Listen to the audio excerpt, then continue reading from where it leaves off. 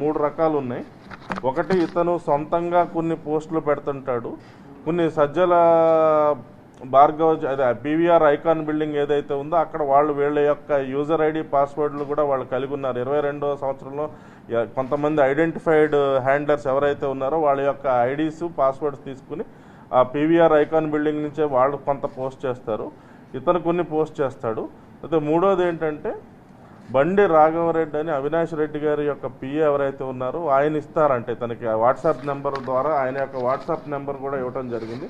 దాని ద్వారా ఇతనికి జారీ చేసి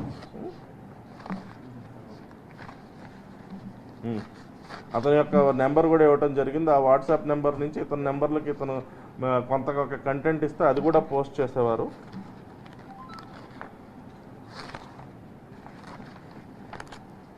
అలాగే కొన్ని పోస్టులు ఉన్నాయి. అవి ఇప్పుడు పత్రికా సముఖంగా ఇప్పుడు రాష్ట్ర వ్యాప్తంగా చాలామంది చూడొచ్చు. నా యొక్క సంస్కారం విజ్ఞత అవి చదవటానికి నాకు మనసు అంగీకరించట్లేదు.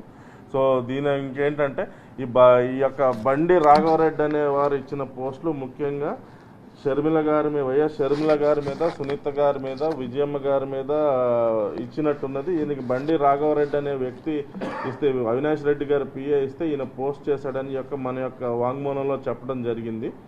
ఇది మరి బండి రాఘవరెడ్డి గారికి కంటెంట్ మెటీరియల్ ఎవరు ఇస్తారంటే, ఇతను నేను 2-3 సార్లు అవినాష్ రెడ్డి గారు బండి రాఘవరెడ్డి గారికి డిక్టేట్ చెప్తుండగా ఆయన నోట్స్ తీసుకుని నాకు ఇచ్చేవాడని చెప్పడం జరిగింది.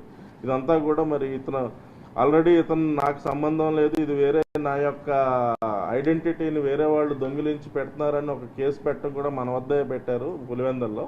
దానిలో వేరే వ్యక్తిని ఏమైనా చేశారు. మరి ఇతను వాంగ్మూలంలో ఈ రకంగా చెప్పడం జరిగింది. దీన్ని మనం కొంచెం లోతుగా పరిశీలించాల్సి ఉంది. ఏమైనా ఉంటే మీరు